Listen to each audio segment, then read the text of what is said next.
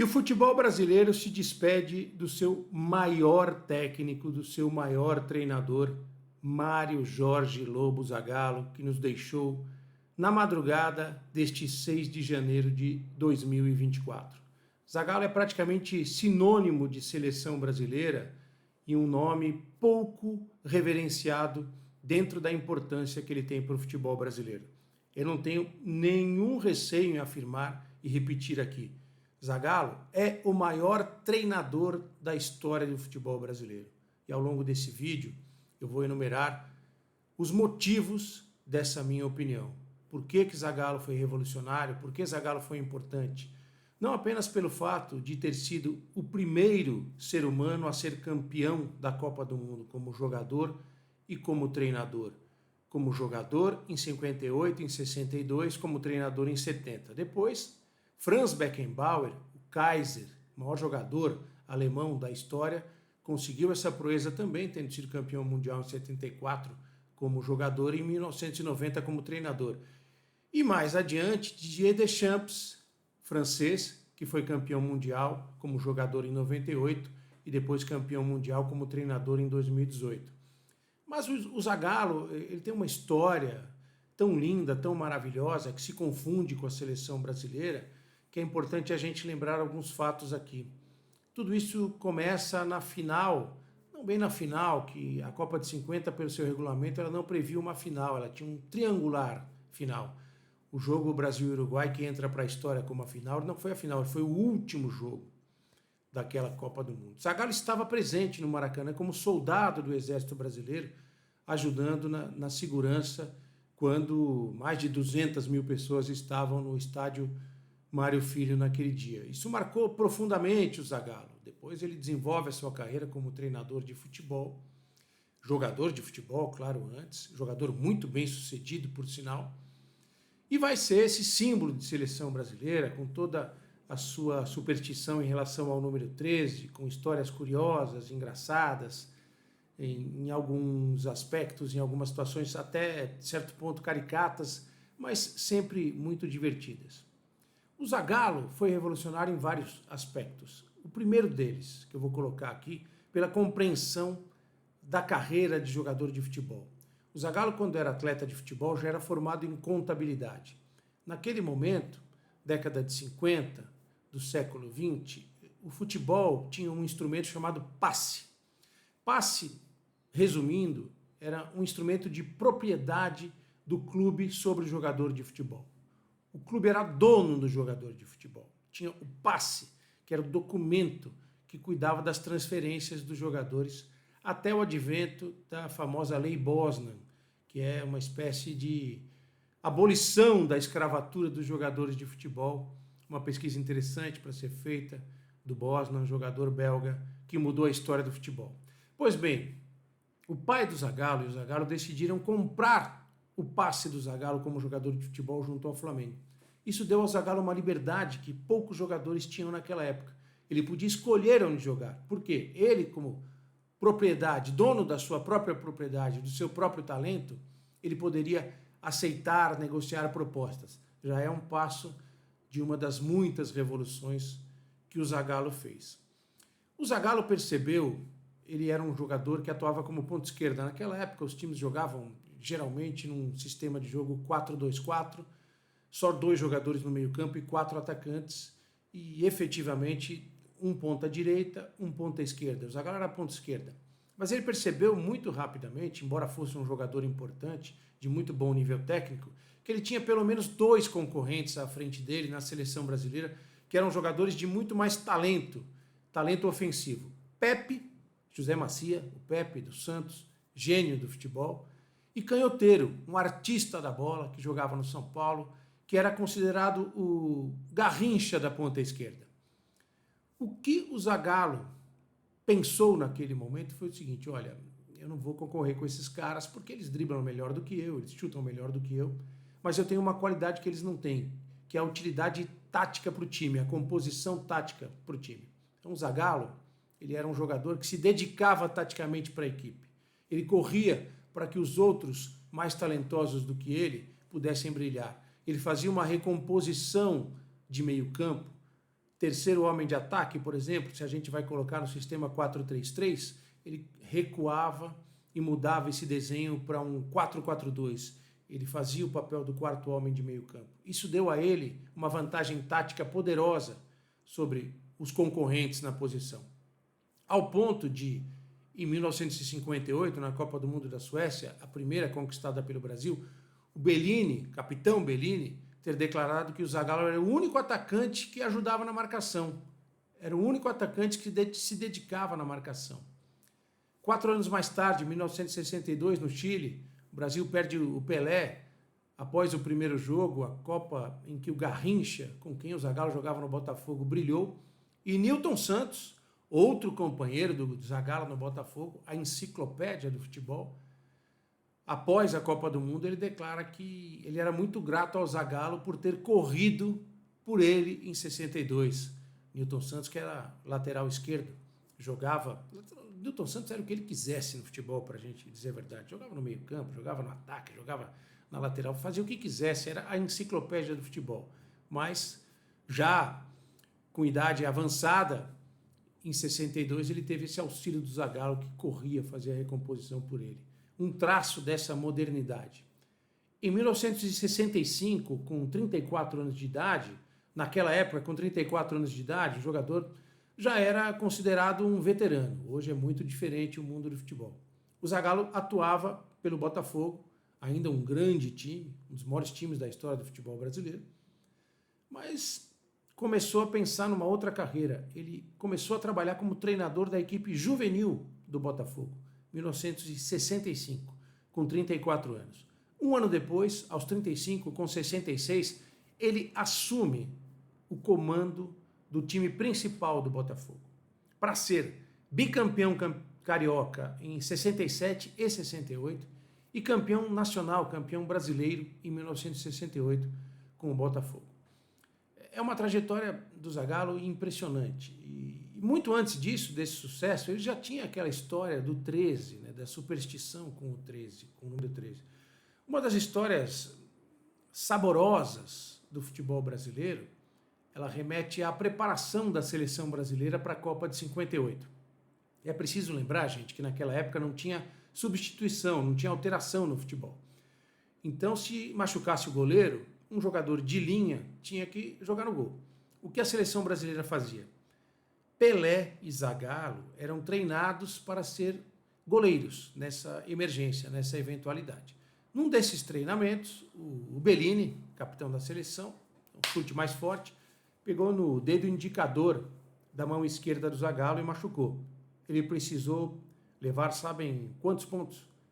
13 pontos. E aí falava disso, do 13, que depois ele vai levar para a vida, né? Da soma das letras, das palavras que davam o número 13. Ele morava no 13º andar de um prédio, seus carros sempre terminavam com o número 13 nas placas. Virou um folclore que ele lidava muito bem com isso. Mas seguindo aqui no trilho histórico do Zagallo, a gente chega para 1970, seleção comandada por João Saldanha, no auge da ditadura militar, no auge da violência da ditadura militar, o uso do governo militar, do futebol, da Confederação Brasileira de Desportos e da seleção brasileira como instrumento de propaganda. O técnico da seleção é João Saldanha, o João Sem Medo, treinador de futebol, jornalista e militante comunista declarado. Essa combinação não deu muito certo depois que ele, ao saber da ideia do então presidente de plantão da ditadura, Emílio Garrastazu Médici, de interferir na escalação da seleção brasileira, de dar palpites, pitacos, ele solta uma frase mais ou menos assim: olha, o presidente escala o ministério e escala a seleção. Isso foi um estopim para que a pressão em cima do Saldanha por parte dos militares fosse muito forte, ele fosse demitido. E havia muitos militares trabalhando na seleção brasileira naquele período, na comissão técnica, na organização da seleção brasileira. Cláudio Coutinho, por exemplo, era militar. Muita gente, muitos caras ligados às Forças Armadas estavam na comissão técnica da seleção brasileira. O Zagallo foi escolhido. E ele teve um período de trabalho, gente, de 78 dias para mudar a seleção brasileira. A partir do momento que ele assume, a seleção confirma a escalação antes de viajar para o México, numa vitória do Brasil sobre a Áustria por 1-0 no Maracanã, gol do Rivelino, já com uma composição tática diferente, em vez de Edu na ponta esquerda, com o Rivelino ali, que fazia também uma recomposição de meio campo muito parecida com o que fazia o Zagallo, 2 jogadores no meio campo, uma flutuação de 2 volantes ali, Clodoaldo, Gerson, que seria o embrião da seleção que seria campeã em 70.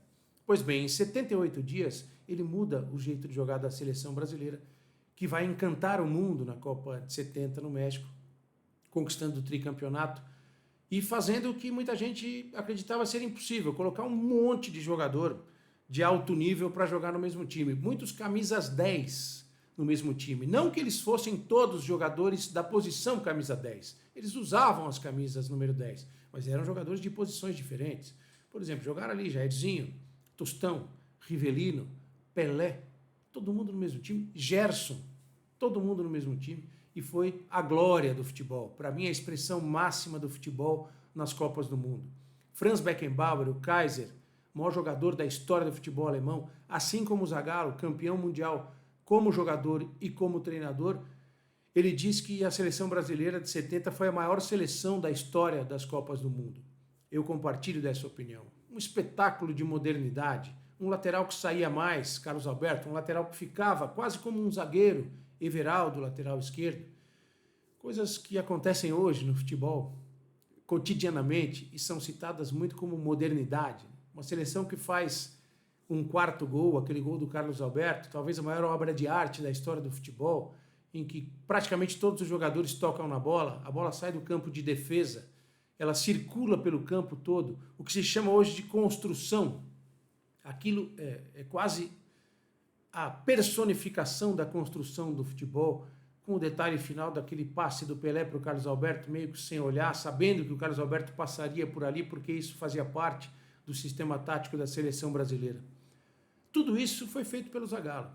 E naquela época acabou sendo pouco reconhecido, porque as pessoas davam pouco valor para as alterações táticas que ele fez em relação ao time que o Saldanha utilizava, que era um time completamente diferente, com um sistema de jogo diferente, que jogava com pontas, que não tinha a movimentação, não tinha a troca de posições que o time do Zagallo teve em 70. Eu escrevi um livro chamado Os 11 Maiores Técnicos do Futebol Brasileiro, no qual eu faço, o Zagallo está incluído nesse livro, no qual eu entrevisto personalidades do futebol para falar sobre treinadores. Quem fala sobre o Zagallo é o Vanderlei Luxemburgo, também um dos grandes treinadores do futebol brasileiro. E ele fala que o Zagallo, para ele, é o maior treinador do mundo. E cita a seleção de 70. Tem uma frase que ele solta na entrevista que é muito interessante. Ele fala o seguinte, olha, a Holanda de 74 é revolucionária, mas nunca mais foi repetido. O que o Zagallo fez em 70, o livro foi publicado em 2009, até hoje todo mundo faz igual, e é um fato. Muito do que tem no futebol moderno hoje, a seleção brasileira de 70 já tinha. O Zagallo acabou ficando marcado muito pela situação de polarização do Brasil naquela época, da questão política. Associaram injustamente a figura do Zagallo à ditadura militar, por ele ter aceitado treinar a seleção, pelo fato de os militares terem usado como propaganda da ditadura o sucesso da seleção brasileira. O Zagallo não tinha nada a ver com isso, gente. O Zagallo era um treinador de futebol. O Zagallo sempre foi um homem do futebol. A vida dele era futebol, em especial a seleção brasileira. Tudo isso foi muito duro para o Zagallo. E depois ele continua na seleção brasileira, vai para a Copa de 74, já sem o Pelé, e tem um episódio em 73 chamado Manifesto de Glasgow, que durante uma excursão da seleção brasileira pela Europa, os jogadores ficaram revoltados com a imprensa, porque algumas fotografias de momentos de intimidade nas folgas foram reveladas e que eles estavam tendo a privacidade invadida. E esse manifesto, escrito pelo saudoso, falecido Cláudio Coutinho, ele tinha uma série de erros de português, de gramática, e os jornalistas da época, principalmente os de São Paulo, ironizaram muito isso, tal. E ficou um clima muito pesado. Ali teve um racha da seleção brasileira, né? Embora todos os jogadores tivessem assinado o manifesto, nem todos queriam assinar o manifesto. E aí houve uma divisão muito clara entre os jogadores que atuavam nos times do Rio de Janeiro, a favor do manifesto, e os times que jogavam, os jogadores que atuavam em São Paulo, principalmente, ou em Minas, Rio Grande do Sul, que eram contra a assinatura do manifesto. E ali ficou uma birra muito grande da imprensa de São Paulo, da imprensa esportiva de São Paulo com o Zagallo. O bairrismo, gente, era terrível naquele período. Tinha episódios em que repórteres de São Paulo e Rio quase saíam na porrada, quase saíam no tapa, porque existia uma crítica muito forte à então Confederação Brasileira de Desportos, CBD, por ser no Rio de Janeiro, por supostamente privilegiar treinadores e jogadores do Rio de Janeiro. E aí o pessoal do Rio de Janeiro dizia que em São Paulo eles jogavam contra a seleção brasileira, que eles atacavam demais, que eles não colaboravam. Tinha uma série de aspectos, eles tinham inveja, ciúme do sucesso dos times do Rio. Era um bairrismo que resvalava no provincianismo, eu diria. E isso fez muito mal para o Zagallo. E o Zagallo ficou muito marcado em São Paulo por causa disso. A imprensa de São Paulo só foi se reconciliar com o Zagallo em 1999, quando ele trabalhou na Portuguesa de Desportos aqui em São Paulo. E foi um barato, eu vivi muito essa época. O Zagallo foi reverenciado aqui em São Paulo, ele era homenageado em todas as cidades do interior por onde a Portuguesa passava para jogar o Campeonato Paulista. Fez um trabalho legal na Portuguesa. E o Zagallo tinha uma característica, gente, que era assim, o Zagallo era um sujeito que atendia todos os repórteres com muito respeito e profissionalismo. Podia ser o principal repórter da TV Globo, a maior estrela da TV Globo, e um repórter iniciante de uma rádio perdida lá do interior do Brasil. Ele parava e atendia com o mesmo respeito a todos. Isso era sensacional por parte do Zagallo. Para seguir nesse trilho aqui, para não deixar o vídeo mais longo ainda, o Zagallo, em 94, ele foi o anteparo do Parreira. Por tudo que o Parreira fez com o apoio do Zagallo, de montar uma seleção mais pragmática, que marcasse melhor, que desse suporte para que, na frente, jogadores geniais como Bebeto e Romário decidissem a Copa do Mundo, e foi o que aconteceu. Aquela crítica muito pesada feita em relação ao Zinho, por exemplo, que exerceu em campo uma função tática muito parecida com a que o Zagallo exercia quando era jogador. Então, depois tem 98, aquela imagem fantástica que fica na memória de todos nós do Zagallo incentivando os jogadores da seleção brasileira na disputa dos pênaltis contra a Holanda, né? Tudo que ele representa, né? Tudo a simbologia do Zagallo em relação à seleção brasileira está ali. Tudo que aquele senhor já, com o peso do tempo, da idade, aquela energia que ele passou para os jogadores, certamente fundamental para que o Brasil derrotasse a Holanda nos pênaltis e chegasse à final, onde aconteceu tudo aquilo, a vitória da França, as convulsões do Ronaldo, tudo que já foi sabido. Talvez o último capítulo da história do Zagallo como treinador de futebol tenha sido escrito pelo Flamengo no tricampeonato carioca, ali, 99, 2000, 2001, aquele gol mágico, praticamente impossível na cobrança de falta do Petkovic no jogo contra o Vasco, e o Zagallo estava ali ainda, né? Um cara que começou sua trajetória no futebol na década de 50 e foi até o começo do século 21. Zagallo nos deixa fisicamente, mas a sua obra jamais será esquecida. Zagallo é, repito, o maior treinador da história do futebol brasileiro. Muita gente resume o Zagallo ao que foi a seleção de 70. Só isso já valeria por uma carreira, só isso já valeria por uma história. Mas não, o Zagallo foi muito mais do que isso.